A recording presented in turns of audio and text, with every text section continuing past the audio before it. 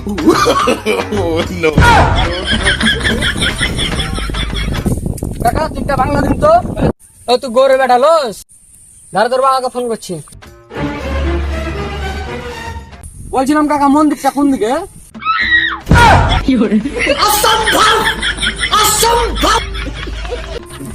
Hello, আমি মালামতে গেছিলাম, আমার আব্বাকে চিনে এক্ষুনি ফোন লাগিয়ে দিয়েছিল, আমি ফেসে গেছিলাম। তুই যা, সাইকেলটা ওখানটায় পড়ে আছে নিয়ে আসবি, আর আমি চাকপাট সব রেডি করছি। আচ্ছা ঠিক আছে, আমি যাচ্ছি।